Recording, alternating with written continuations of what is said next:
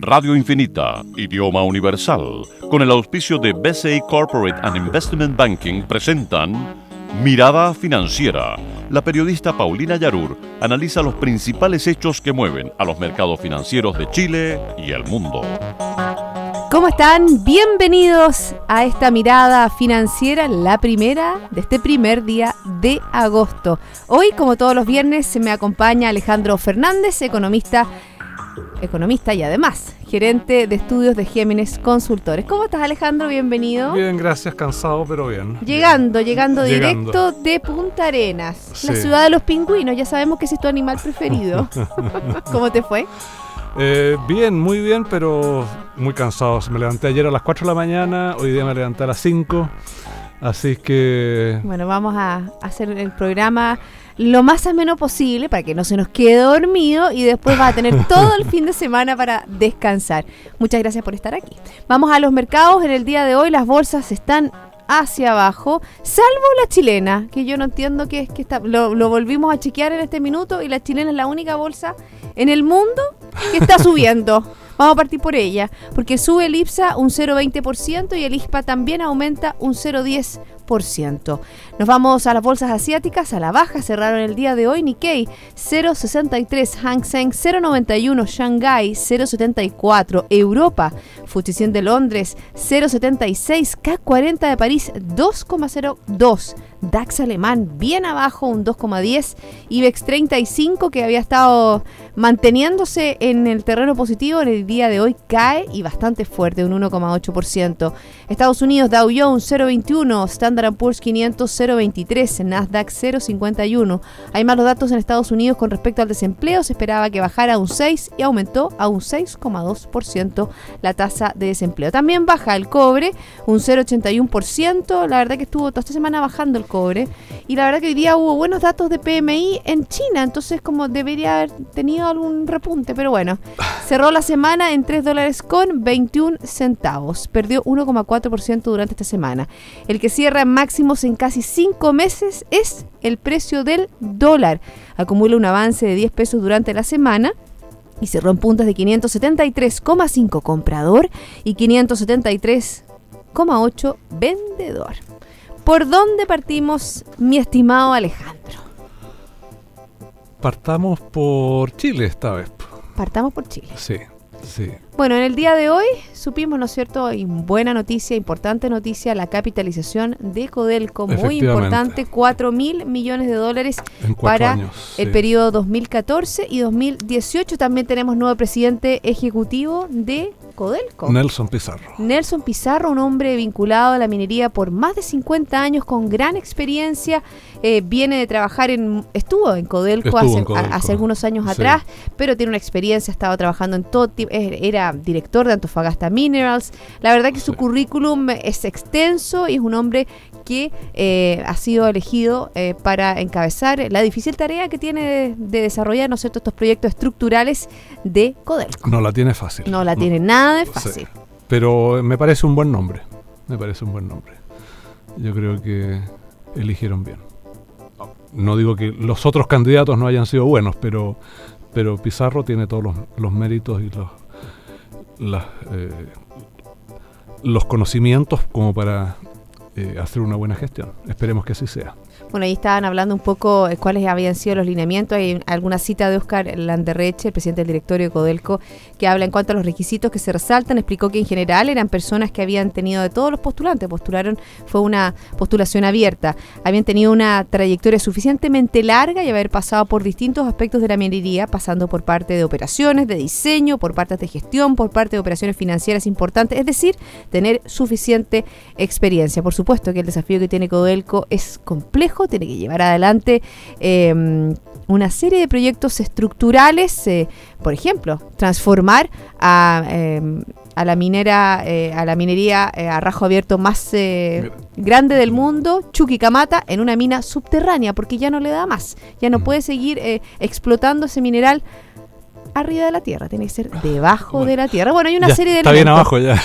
Está bien abajo. Sí, pero al aire libre. Pero al aire libre, exactamente. Pero imagínate todo lo que va a ser mucho más abajo de lo que ya han explorado. Es un proyecto muy ambicioso, también tiene proyectos en distintas otras divisiones, está todo lo que es minería ALES, también está el teniente, también seguir bajando los costos, que lo dijo Oscar Landerreche, es muy importante que Codelco siga bajando los costos. Hemos sabido que nuestra minería ya no está tan competitiva como era hace algunos años, ha perdido competitividad, los costos laborales, los costos de energía, una serie de proyectos, me llega a cansar. Sí, ¿no? Y la ley del mineral también ha ido cayendo, no hay que olvidarse que, bueno, Chuqui, que fue hasta no hace tanto tiempo el yacimiento más grande, tiene más de 100 años, o cerca de 100 años operando, y lo mismo el teniente.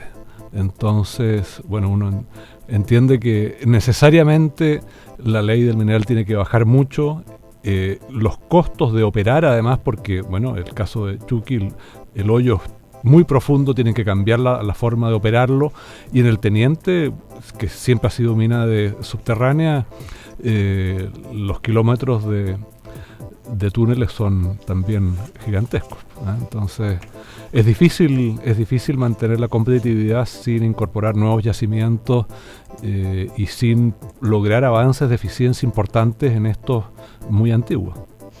Bueno, eso con respecto a Codelco. También cerramos una semana donde tuvimos en el día de ayer el desempleo. Yo creo que es importante hablar de ese tema. Estuvo un poco superior a las expectativas. Un poco superior a los que se esperaba, 6,5%, varias décimas por arriba del mismo mes del año pasado. Algo se había anticipado ya con los datos de la Universidad de Chile para el Gran Santiago.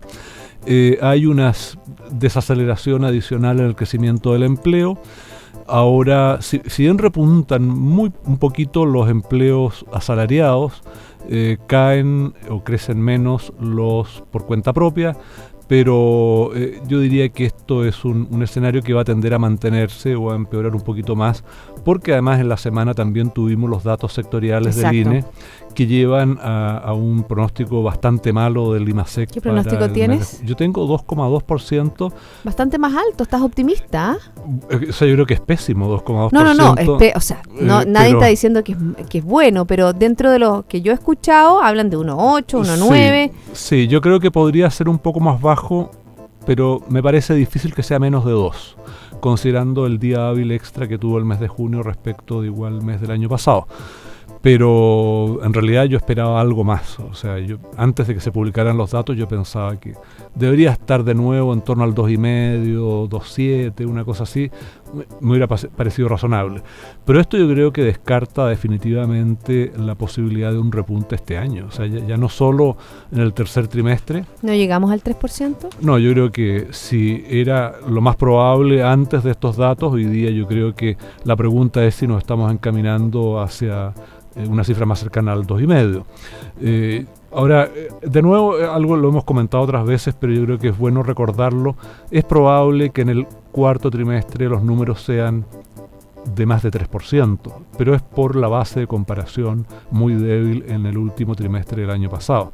Entonces, no es que ahí se inicie un repunte, si es que los números son de algo más de 3%, si son de más de 4%, tal vez, pero parece muy difícil que eso sea así, y por lo tanto yo creo que va a haber que esperar al próximo año para poder ver algo en ese sentido. La evidencia está confirmando la desaceleración en el consumo, los datos de la Cámara Nacional de Comercio, bien malos del consumo, los datos de las ventas que dio el INE ratifican lo débil que está el consumo, y con el empleo empeorando y bueno, parece difícil pensar que el consumo pueda repuntar 2,3, ¿no es cierto? ¿Era el primer semestre? Tengo la confusión, si 2,3 era el primer semestre o era 3,7. 3,7, los datos de la Cámara por lo menos 3,7. Que es bastante débil considerando los años anteriores. Exactamente, si consideramos, por ejemplo, creo que la medición justo anterior era, no sé si un 9,7 o un 10 y tanto. La verdad que son números bastante más bajos que lo que se registraba el año pasado. Así es. Y bueno, entonces tenemos ahí un panorama complejo. El tema fiscal debiera conocerse en los próximos días, algunos datos. El ministro de Hacienda ya se reunió con el comité de expertos del precio del cobre. Falta determinar el PIB tendencial para poder definir el presupuesto estructural y el presupuesto efectivo para el año que viene. Es tal vez la única variable que en lo que queda de este año puede ayudar a levantar un poquito el gasto, o por lo menos evitar que se desacelere más. Es decir, que el gobierno se ponga a ejecutar más tipo de obras públicas, una serie de elementos de inyección más de gasto fiscal para poder activar la economía. Claro, porque los datos que se publicaron esta semana muestran que el gasto acumulado en el primer semestre, el gasto real, creció 5,3%.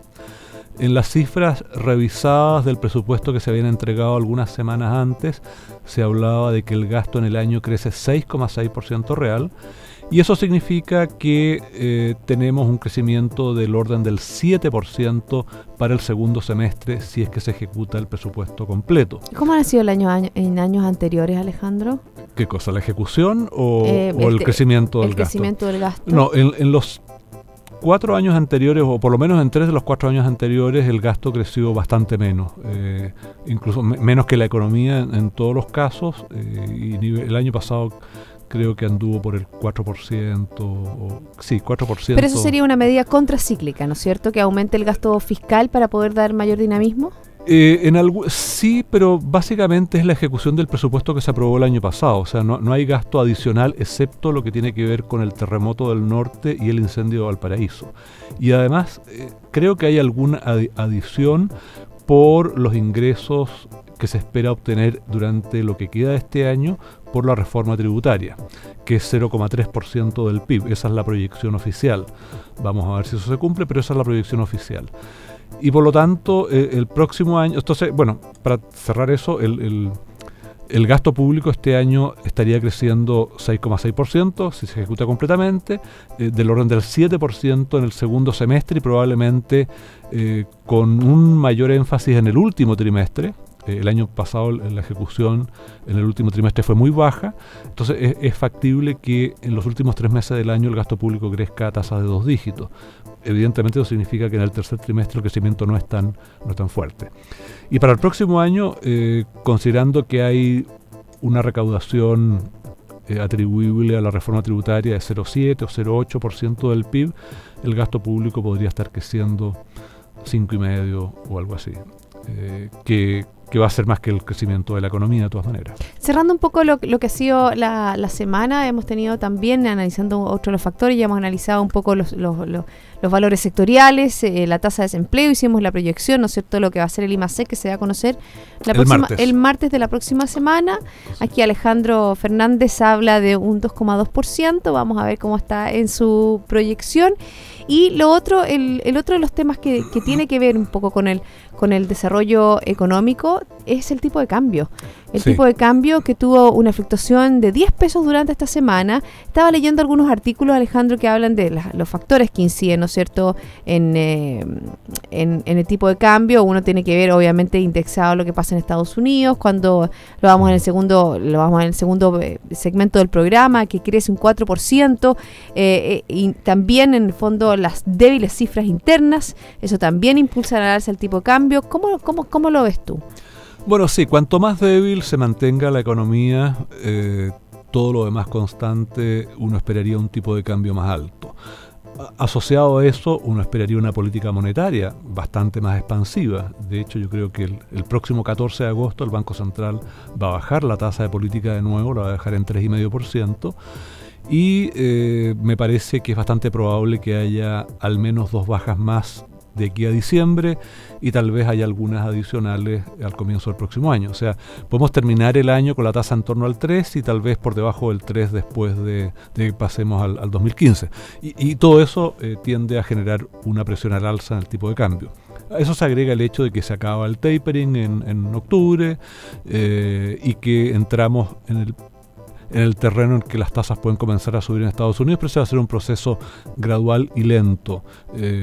Hablamos del cobre también. El tema del cobre, bueno, el cobre yo creo que ha ayudado a que el tipo de cambio no suba más porque ha estado bastante bien, o sea, a pesar de que esta semana bajó un poco, sí, con $3.20 más o menos. Totalmente distinto hace un mes y medio atrás que hablábamos de 3.05. Exacto. Estaba, ¿te acuerdas? De repente ras los $3. Exacto. Si no fuera por eso, probablemente estaríamos en vez de 573, estaríamos en 580, 85 eventualmente. Así es que, bueno, cómo se comporta el precio del cobre va a ser importante, pero al menos las perspectivas sobre China están más tranquilas, ya lo comentamos la semana pasada, y eso da confianza para pensar que el precio del cobre puede estar manteniéndose más o menos en donde está.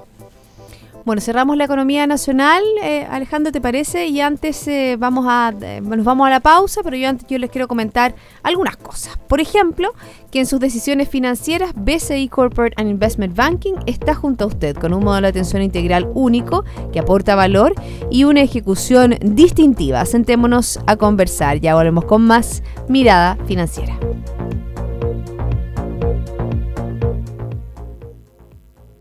BCI Corporate and Investment Banking, un socio estratégico con un modelo de atención integral único y un banquero de relación que le entregará las mejores soluciones ante desafíos complejos, avalado por un banco con más de 75 años de experiencia en el mercado. BCI Corporate and Investment Banking. Sentémonos a conversar.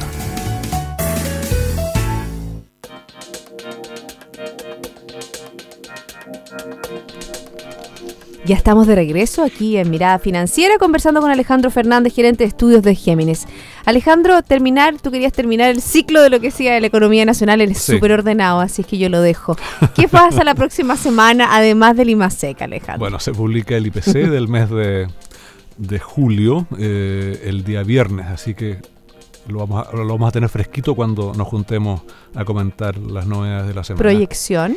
0.2. Sí. Vamos a ver, el mercado está dudoso entre 0.1 y 0.2. Vamos a ver quién tiene la razón. Nos vamos a Estados Unidos. Fue una semana bien importante en cuanto a cifras. La de hoy día fueron bastante más decepcionantes de lo que habíamos vivido a mitad de semana, porque el desempleo subió en Estados Unidos. Los analistas pensaban que llegaría a 6, que ya estaba en 6.1, y ahora subió a 6,2%. La otra cosa que también bajó, que no se crearon tantos empleos privados, es la creación de empleos no agrícolas, que llegaron a... tengo el dato por acá. 209.000, gracias. Y se esperaban 230.000. Y el mes pasado habían sido 298.000. Todavía no me falla la cabeza. La cifra revisada, 298.000, efectivamente. Sí, yo creo que los números no fueron todo lo buenos que se esperaba, pero yo creo que el aumento en el desempleo no hay que verlo como algo preocupante. Hay un crecimiento mayor en la fuerza de trabajo, hubo una caída en la gente que está fuera del mercado de trabajo, lo cual puede ser una buena señal. O sea, puede ser que haya personas que están viendo mayores posibilidades de obtener empleo en mejores condiciones y están volviendo a buscar trabajo. Eso es bien importante lo que tú dices, porque fue tan profunda la crisis en Estados Unidos que veíamos eso, que la fuerza laboral no aumentaba. Exacto, la gente ya se había aburrido ya de no encontrar trabajo. Sí, entonces, desde ese punto de vista yo creo que el 6,2% hay que tomarlo con cuidado.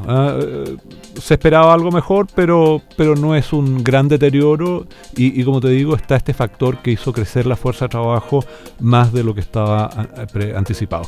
Y lo otro, bueno, la creación de empleos, es cierto que estuvo un poco bajo lo que se esperaba, pero de todas maneras se revisaron los 2 meses anteriores hacia arriba, lo que es no menor, o sea, los 298 del mes de junio habían sido originalmente, si no recuerdo mal, 280 o 278, y el mes de mayo también fue revisado hacia arriba. Entonces, en realidad los últimos meses la generación de empleo ha sido bastante buena las noticias en general son positivas en la economía americana. Lo que tú alcanzaste a mencionar antes del cierre anterior, que el crecimiento fue 4% en el segundo trimestre, la cifra preliminar, superando un punto la estimación promedio del mercado, y además se revisó a la baja la caída del primer trimestre. Exactamente, de un 2,9 a un 2,1. Hiciste la tarea, veo. Pero por supuesto, me parece muy bien. Por supuesto. Siempre atenta para contribuir a mis panelistas. Me contribuyen tanto mis panelistas que algo tengo que tener las cifras frescas en la cabeza. Me parece.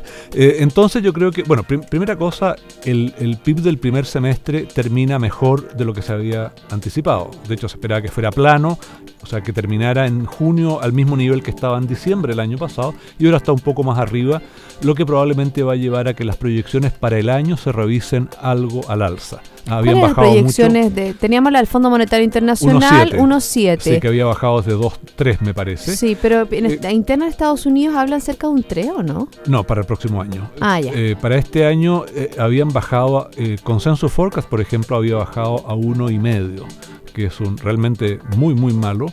Pero yo creo que va a rebotar eso y por lo menos yo creo que va a tender a igualar el 1,9 del año pasado. Otro dato que salió bien importante en el día de hoy, que me gustaría que comentaras, el tema de la actividad del sector manufacturero en Estados Unidos, que creció con fuerza en julio. Sí. Estamos hablando, se situó en 57,1, 1.8 puntos más que el mes anterior. Sí, y el más alto desde el 2007. Si el más alto, déjame buscarlo, el índice, déjame mirar, no lo tengo acá. No lo tengo acá.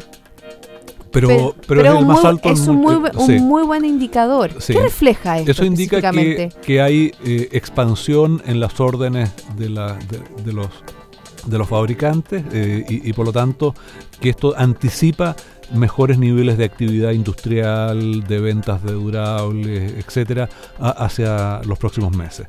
Es un buen dato. Y también salió la revisión del índice de confianza de la Universidad de Michigan, que salió positivo. O sea, mejoró respecto de la primera estimación, pero un poco más bajo que el mes anterior, que el mes de junio. Pero está bien, o sea, ha ido repuntando gradualmente. Así es que los números en general son buenos. Lo que ha generado algo de preocupación, y eso está detrás de los malos indicadores bursátiles, porque uno podría pensar, bueno, con estos datos la bolsa debería estar subiendo y no bajando. Ha habido malos resultados de empresas en la semana, pero hoy día además está la expectativa o el rumor de que el Banco Espíritu Santo de Portugal... ¿Viste que ayer bajó un 50% quiebre? No, pero que pueda ser intervenido. Entonces... ¿Y eso tanto le afecta a Estados Unidos, Alejandro? ¿Por qué? Podría afectar a la zona euro. Ahí me cuadra más. Sí, lo que pasa es que da una señal de debilidad al sector financiero y que podría contagiar a otros bancos en Europa. Entonces, es cierto, esto afecta principalmente a Europa, pero en definitiva, si es que hay un problema a nivel financiero en los bancos europeos que se masifique, o sea, que haya un impacto más relevante, finalmente termina afectando a todo el mundo, incluido Estados Unidos. Bueno, y también están las sanciones, ¿no es cierto?, que se le da la zona euro a Rusia, y ya comienzan ciertas restricciones en el comercio. La verdad que sabíamos que Rusia no se iba a quedar tranquilo con las sanciones que le impone la zona euro. Eso debiera afectar también a la actividad económica en Europa. Así es que son cosas que se van sumando un poquito y que le ponen un color un poquito menos brillante a las perspectivas. Bueno, aquí tenemos la actividad manufacturera también de la zona euro, que en julio se ubicó bajo las expectativas. Este PMI, ¿no es cierto?, se situó en 51,8. Lo mismo más o menos que el nivel de junio, pero por debajo de un dato adelantado que hablaba de 51,9. Y ahí vemos también las distintas, la diferencia, la desigualdad que existe en Europa en cuanto a crecimiento de una economía y de crecimiento de otras economías. Sí.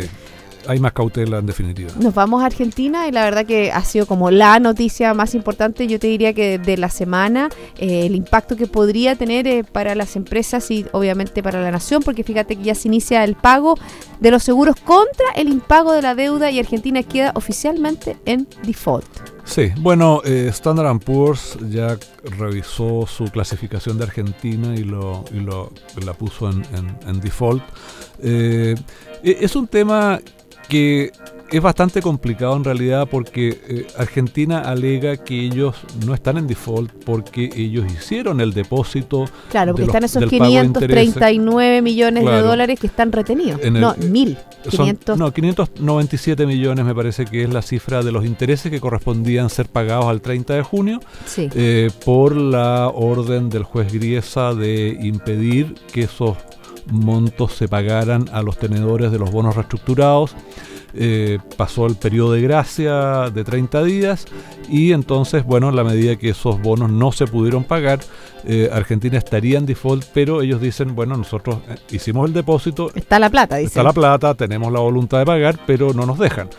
El tema es complicado. Yo creo que es bastante probable que haya algún arreglo en definitiva durante tal vez el mes de agosto o incluso antes de que termine agosto, porque aquí el punto de fondo es que Argentina ha declarado su intención de pagarle a los fondos que lo demandaron, ¿no es cierto?, a los holdouts. A los denominados buitres, porque en el fondo esta gente me pregunta ¿por qué significa buitre? Sí. Pero son denominados por ellos buitres, claro, ahora, son fondos especulativos. Es un término peyorativo porque en realidad ellos están buscando obtener el pago completo de lo que se les adeuda. Entonces, no sé hasta qué punto califica llamarlos de esa manera, pero más allá de ese tipo de detalles más anecdóticos, lo que Argentina necesita es que o que pase el resto de este año y que expire la cláusula Rufo. La cláusula Rufo, exactamente. ¿No es cierto? ¿Y qué dice la cláusula Rufo? Lo que dice es que si le dan el pago completo, en este caso los holdouts, tiene que extender ese mismo pago del 100% de la deuda a todos los otros tenedores de bonos argentinos, lo cual es la quiebra y la ruina completa de Argentina. Exactamente, estábamos hablando que subiría, no sé, a 400 billones de dólares. No sé cuál es el número, pero... Es un número, pero monstruísimo. Y se ve también las cifras. Hoy día estaba leyendo que se ven las cifras de deuda que tiene Argentina y la verdad que es más o menos parecido al nivel que cuando se dio el corralito, en 2001. Yo entiendo que tiene bastante menos deuda externa, por lo menos. Había un gráfico que leí en el día de hoy que hablaba de 46.000, no lo tengo acá, si no te lo mostraría. Y en el fondo, haciendo una comparación con lo que había en el 2001, era más o menos la misma cifra. No, porque el 2001 la cifra, o sea, de hecho la cifra en que Argentina redujo su deuda por la declaración unilateral de que no iba a pagar, fueron de 81.000 millones. O sea, la deuda total en ese minuto superaba los 100.000 millones. Entonces, no me cuadra. Lo voy a chequear. A lo mejor son tantos números que me puedo haber equivocado. Fíjate que si nos vamos a lo que ha pasado en el último minuto con respecto a Argentina, terminó la audiencia con el juez Griesa. En el día de hoy había una audiencia. No se cambia el mediador. ¿Te acuerdas que habían criticado al mediador, que es Pollack? Ni se define sobre los 539 millones de dólares que Argentina pagó a los bonistas. Yo creo que sigue estancado el proceso. Como tú dices, a lo mejor en los próximos días se logre un acuerdo para ganar tiempo. Si la idea de eso es un poco ganar tiempo para que logremos, o sea, se logre zafar, ¿no es cierto? Hasta... ¿Cómo se llama? ¿Es un Rufo? ¿Es una ley Rufo? Es una cláusula. Es una cláusula que está en los bonos que están renegociados. Entonces, es una cláusula que expira el 31 de diciembre y por lo tanto yo diría que el plazo máximo antes de llegar a un acuerdo es el 31 de diciembre. O sea, si es que no le dan el waiver, digamos, digamos que no necesita, o ya sea, o que acuerdan que los pagos se hacen a partir del 1 de enero del próximo año, o que se exime de la cláusula porque este es un fallo judicial en que están obligando, no es una decisión voluntaria de Argentina pagarle en full a los tenedores de estos bonos que los demandaron. Entonces, si es que eso puede hacerse, el pago probablemente podría ser antes, pero si no, yo creo que Argentina va a pagar, pero va a pagar después del 31 de diciembre. ¿Qué riesgos se abren especialmente para nuestra economía o no hay muchos riesgos? No, yo diría que la economía tal vez más sensible a lo que ocurre en Argentina es Brasil, porque es la que tiene un nivel de comercio más alto con Argentina. Pero más allá de eso, yo creo que en Argentina los efectos no van a ser muy evidentes, muy notorios, porque ya está en una situación en que no podía obtener financiamiento internacional. Si bien estaban tratando de remediar eso al ponerse en la buena con el Club de París, arreglar la situación de Repsol, o sea, estaban tratando de avanzar hacia tener acceso nuevamente a los mercados internacionales. Y en la medida que eso no es posible, probablemente eso acentúa un poco la crisis interna, la recesión en que está Argentina hoy día, pero también es posible que eso lleve a una política fiscal más activa para tratar de compensar los efectos y a un aumento en las restricciones al uso de moneda extranjera dentro de Argentina, lo cual probablemente se puede reflejar en un precio del dólar más alto, en el blue que le llaman el mercado paralelo. Estaba en 13, no había tenido mayores, hace rato que ya está en 13. Sí, lo que pasa es que estaba internalizado lo que ha ocurrido finalmente en el día de ayer. Y claro, si es que se imponen más restricciones, probablemente, claro, suba más. Y la brecha. La inflación con el casi oficial, un 40%. La inflación está en 40%, el dólar oficial ha subido algo, está en 8,3 más o menos. Y en una recesión está en el decrecimiento de la economía 8,7, perdón, 0,8, una cosa así. Sí, está en una recesión suave. Pero es una situación que ya era complicada y que se complica un poco, pero no demasiado. No hay que olvidarse que Argentina quedó fuera de los mercados de crédito internacional cuando declaró la moratoria unilateral el año 2001 y además ha seguido una política explícita de desendeudamiento, de manera tal de que no está complicada como estaba el año 2001 y está muy lejos de esa situación. Bueno, vamos a ver qué pasa la próxima semana. Alejandro, 1.000.000 de gracias por tu análisis en el día de hoy. Que tengas un buen fin de semana, que puedas descansar, dormir un poco más, no levantarse a las 5 de la mañana. Trataremos. Gracias, Paulina. También un buen fin de semana para ti. Muchas gracias. Y a todos ustedes también les deseamos un buen fin de semana. Antes, siga en compañía de Radio Infinita. Nosotros nos reencontramos el lunes a las 2 de la tarde para seguir dando una mirada financiera.